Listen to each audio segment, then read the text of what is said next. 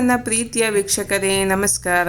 ಅಖಿಲ ಸವಿರುಚಿಗೆ ಸ್ವಾಗತ ಕೋರ್ತಾ ಇವತ್ತಿನ ರೆಸಿಪಿನ ಸ್ಟಾರ್ಟ್ ಮಾಡೋಣ. ಇದಕ್ಕೂ ಮುಂಚೆ ಯಾರೆಲ್ಲ ನನ್ನ ಚಾನಲ್ಗೆ ಸಬ್ಸ್ಕ್ರೈಬ್ ಆಗಿಲ್ವೋ ಪ್ಲೀಸ್ ಸಬ್ಸ್ಕ್ರೈಬ್ ಆಗಿ ನನ್ನ ವಿಡಿಯೋನ ಶೇರ್ ಮಾಡಿ ಲೈಕ್ ಮಾಡಿ ಅಂತ ಕೇಳ್ತಾ ಇವತ್ತಿನ ರೆಸಿಪಿನ ಸ್ಟಾರ್ಟ್ ಮಾಡೋಣ. ನೋಡ್ತಾ ಇರೋಲ್ಲ, ನೋಡಿದ ತಕ್ಷಣ ಗೊತ್ತಾಗುತ್ತೆ ಚಿಕನ್ ಕಬಾಬ್ ಮಾಡ್ತಾ ಇದೀನಿ ಇವತ್ತು ಅಂತ ಅಂದ್ಬಿಟ್ಟು ವೆರಿ ಟೇಸ್ಟಿಯಾಗಿ ಕ್ರಿಸ್ಪಿಯಾಗಿ ಮನೆಯಲ್ಲೇ ಎಷ್ಟು ಚೆನ್ನಾಗಿ ಮಾಡ್ಕೊಬೋದು ಅಂತ ಅಂದ್ಬಿಟ್ಟು ತೋರಿಸ್ತಾ ಇದ್ದೀನಿ. ತುಂಬ ಚೆನ್ನಾಗಿರುತ್ತೆ. ಬನ್ನಿ ಅದಕ್ಕೆ ಇಂಗ್ರೀಡಿಯೆಂಟ್ಸ್ ನೋಡೋಣ. 4 ಹಸಿಮೆಣಸಿನ್ಕಾಯಿ, 2 ಬೆಳ್ಳುಳ್ಳಿ ಗಡ್ಡೆ ತೊಗೊಂಡಿದ್ದೀನಿ, 1 ಇಂಚ್ ಆಗೋಷ್ಟು ಶುಂಠಿ ತೊಗೊಂಡಿದ್ದೀನಿ, ಮತ್ತು 1 ಇಡಿಯಷ್ಟು ಪುದೀನ ಸೊಪ್ಪು ತೊಗೊಂಡಿದ್ದೀನಿ. ಇದು ಆಪ್ಷನಲ್ಲು, ಇದು ನಿಮಗೆ ಬೇಕು ಅಂದರೆ ಹಾಕ್ಕೊಳ್ಳಿ, ಇಲ್ಲ ಅಂದರೆ ಬರೀ ಅಷ್ಟು ಮಾತ್ರ ರುಬ್ಕೊಳ್ಳಿ ಸಾಕು. ನನಗಿದು ಟೇಸ್ಟು ನನಗೆ ಈ ಫ್ಲೇವರ್ ಇಷ್ಟ ಅಂತ ಅಂದ್ಬಿಟ್ಟು ಇದು ಹಾಕ್ಕೊಳ್ತಾ ಇದ್ದೀನಿ. ಎಲ್ಲ ಹಾಕ್ಕೊಂಡು ಚೆನ್ನಾಗಿ ಮಿಕ್ಸಿಗೆ ಹಾಕ್ಕೊಂಡು ಚೆನ್ನಾಗಿ ಪೇಸ್ಟ್ ಮಾಡ್ಕೊಬೇಕು. ಈ ಥರ ನೋಡಿ ಇದಾಗಿದೆ, ಪೇಸ್ಟ್ ಆಗಿದೆ. ಇವಾಗ ಸ್ವಲ್ಪ ಪೇಸ್ಟ್ ಆಗಲಿ, ಗರಿಗಿರಿ ಇದು ಪರವಾಗಿಲ್ಲ, ಜಾಸ್ತಿ ಗರಿ ಇರಬಾರ್ದು, ಪೇಸ್ಟ್ ಆಗಿರಬೇಕು. ಒಂದು ಮೊಟ್ಟೆ ಹಾಕ್ಕೊತಾ ಇದ್ದೀನಿ ಫಸ್ಟ್. ಇದಕ್ಕೆ ನಾನು ಚಿಕನ್ ತೊಗೊಳ್ತಾ ಇರೋದು ಒಂದು ಅರ್ಧ ಮುಕ್ಕಾಲು ಕೆ ಜಿ ಇಷ್ಟಿದೆ. ಅದಕ್ಕೆ ನಾನು ರುಬ್ಬಿದಂಥ ಮಸಾಲೆ ಏನಿದೆಯೋ ಅದೆಲ್ಲ ಹಾಕ್ಕೊತಾ ಇದ್ದೀನಿ. 2 ಸ್ಪೂನಷ್ಟು ಖಾರದ ಪುಡಿ ಹಾಕ್ಕೊತಾ ಇದ್ದೀನಿ. ಖಾರದ ಪುಡಿ ಮನೆಯಲ್ಲೇ ಮಾಡಿದಂಥದ್ದು. ರುಚಿಗೆ ತಕ್ಕಷ್ಟು ಉಪ್ಪು ಹಾಕ್ಕೊಳ್ಳಿ, ಎಷ್ಟು ನಿಮಗೆ ಕ್ವಾಂಟಿಟಿ ಇದೆಯೋ ಅದನ್ನು ನೋಡಿಕೊಂಡು ಉಪ್ಪು ಹಾಕ್ಕೊಳ್ಳಿ. ಮತ್ತು 1/4 ಟೀ ಸ್ಪೂನಷ್ಟು ಅರಿಶಿನ ಪೌಡ್ರು, ಮತ್ತು ಒಂದು ಅರ್ಧ ಸ್ಪೂನಷ್ಟು ಕರಿಮೆಣಸು ಪೆಪ್ಪರ್ ಪೌಡ್ರು ಹಾಕ್ಕೊಬೇಕು. ಇದಾದಮೇಲೆ ಅಕ್ಕಿ ಹಿಟ್ಟು 2 ಸ್ಪೂನಷ್ಟು ಅಕ್ಕಿ ಹಿಟ್ಟು ಹಾಕ್ಕೊಳ್ಳಿ. ಮತ್ತು ಇದು ಮೈದಾ ಹಿಟ್ಟು 1 ಸ್ಪೂನ್ ಹಾಕ್ಕೊತಾ ಇದ್ದೀನಿ. ಕಾರ್ನ್ಫ್ಲೋರ್ ಇದ್ದರೆ ಅದೊಂದು ಸ್ಪೂನ್ ಹಾಕ್ಕೊಳ್ಳಿ, ಬೈಂಡಿಂಗ್ ಚೆನ್ನಾಗಿ ಬರುತ್ತೆ. ನನ್ನ ಹತ್ರ ಇರಲಿಲ್ಲ, ಅದಕ್ಕೋಸ್ಕರ ನಾನು ಹಾಕ್ಕೊಂಡಿಲ್ಲ.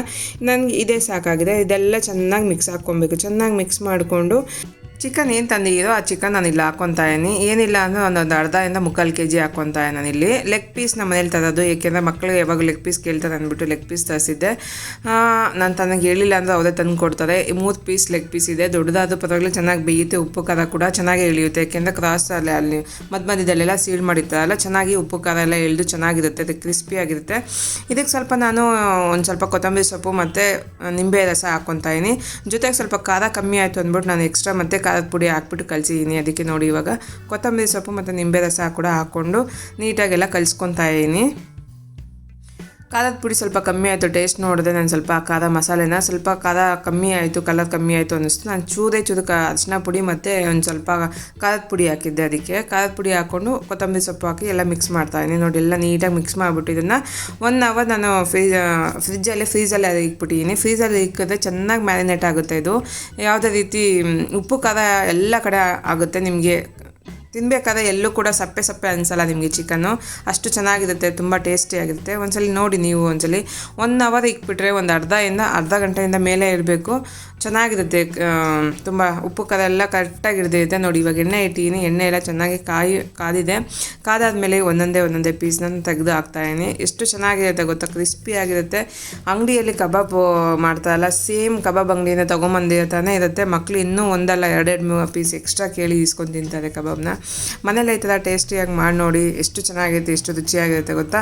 ಎಲ್ಲರೂ ಮನೆಯಲ್ಲೆಲ್ಲ ಕುತ್ಕೊಂಡು ಆರಾಮಾಗಿ ಹೊಟ್ಟೆ ತುಂಬ ತಿನ್ಬೋದು ಚಿಕನ್ನ. ಯಾರು ತಾನೇ ಇಷ್ಟಪಡೋಲ್ಲ ಇಲ್ಲಿ ಚಿಕನ್ ಕಬಾಬ್ ಅಂದರೆ, ಎಲ್ಲರಿಗೂ ಇಷ್ಟ ಆಗುತ್ತೆ. ಮಕ್ಕಳಿಂದ ಹಿಡಿದು ಎಲ್ಲರಿಗೂ ಇಷ್ಟ ಆಗುತ್ತೆ. ಟೇಸ್ಟಿಯಾಗೂ ಇರುತ್ತೆ, ಕ್ರಿಸ್ಪಿಯಾಗೂ ಇರುತ್ತೆ. ನೋಡಿದಲ್ಲ ಇಷ್ಟೊತ್ತು ನಾವು ಎಷ್ಟು ಚೆನ್ನಾಗಿ ಮಾಡಿದ್ವಿ ಅಂತ ಅಂದ್ಬಿಟ್ಟು. ನಿಮಗೆಲ್ಲ ಈ ವಿಡಿಯೋ ಇಷ್ಟ ಆಯಿತು ಅಂತ ಅಂದ್ಕೊತೀನಿ. ಇಷ್ಟ ಆಗಿದೆ ಲೈಕ್ ಮಾಡಿ, ಶೇರ್ ಮಾಡಿ, ಸಬ್ಸ್ಕ್ರೈಬ್ ಆಗಿ ಪ್ಲೀಸ್. ಕಮೆಂಟ್ ಮಾಡಿ ತಿಳಿಸಿ ಹೇಗಿತ್ತು, ಹೇಗೆಲ್ಲ ಬಂತು ಅಂತ ಅಂದ್ಬಿಟ್ಟು. ನೀವು ಕೂಡ ಟ್ರೈ ಮಾಡಿ ನೋಡಿ. ಇದು ಚೆನ್ನಾಗಿ ಬೆಂದಿದೆ. ಇವಾಗ ಒಂದೊಂದು ಸೈಡ್ ನಿಧಾನಕ್ಕೆ ಸಣ್ಣ ಮೀಡಿಯಮ್ ಉರಿಯಲ್ಲಿ ಚೆನ್ನಾಗಿ ಬೇಯಿಸಬೇಕು. ಒಂದೇ ಸಲ ಬೇಯಿಸೋಕೆ ಹೋಗ್ಬಾರ್ದು, ದಪ್ಪ ಉರಿ ಇಡಬಾರ್ದು. ಇದನ್ನು ಒಂದೊಂದೇ ಸ್ವಲ್ಪ ಸಣ್ಣ ಉರಿಯಲ್ಲಿ ಮೀಡಿಯಮ್ ಉರಿಯಲ್ಲಿ ಮಾಡ್ತಾಯಿದ್ದೀನಿ. ಹೋಟ್ಲಲ್ಲಾಗಿದೆ, ತುಂಬ ಫುಲ್ ಇದ್ದಲ್ಲಿ ಹಾಕ್ತಿದ್ದು.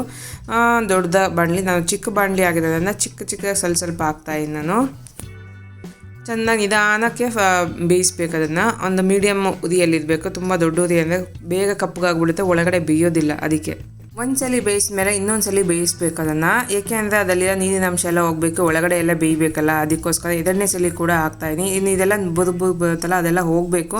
ಅದೆಲ್ಲ ಹೋದ್ಮೇಲೆ ಚೆನ್ನಾಗಿ ಬೆಂದಿದೆ, ಒಳಗಡೆ ಎಲ್ಲ ನಿಧಾನಕ್ಕೆ ಬೆಂದಿದೆ ಅಂತ. ಸಣ್ಣ ಉರಿಯಲ್ಲಿ ಚಿಕ್ಕದಾಗಿ ಬೇಯಿಸ್ಬೇಕು, ಎಲ್ಲನೂ ಆಗಲಿ ನಿಧಾನಕ್ಕೆ ಬೇಯಿಸಬೇಕು. ಏಕೆಂದರೆ ದೊಡ್ಡ ಪೀಸ್ ಆಗಿರೋದ್ರಿಂದ ಒಳಗೆಲ್ಲ ಬೇಯೋದಿಲ್ವಲ್ಲ ಬೇಗ. ಅದಕ್ಕೋಸ್ಕರ ಇದೆಲ್ಲ 2 ಸಲ ಹಾಕಿ ಬೇಯಿಸ್ತಾಯಿದ್ದೀನಿ. ಎಷ್ಟು ಚೆನ್ನಾಗಿರುತ್ತೆ ಗೊತ್ತಾ, ತುಂಬಾ ಕ್ರಿಸ್ಪಿಯಾಗಿ ಬಂದಿತ್ತು, ತುಂಬ ಟೇಸ್ಟಿಯಾಗೂ ಕೂಡ ಇತ್ತು. ಉಪ್ಪು ಖಾರ ಅಂತೂ ಸೂಪರಾಗಿತ್ತು. 1 ಪೀಸ್ ತಿನ್ನೋರು 4 ಪೀಸ್ ತಿಂತಾರೆ. ತುಂಬ ಚೆನ್ನಾಗಿದೆ. ನೀವು ಕೂಡ ಟ್ರೈ ಮಾಡಿ ನಂಗೆ ತಿಳಿಸಿ. ಓಕೆ, ಸಿಗೋಣ, ಬಾಯ್.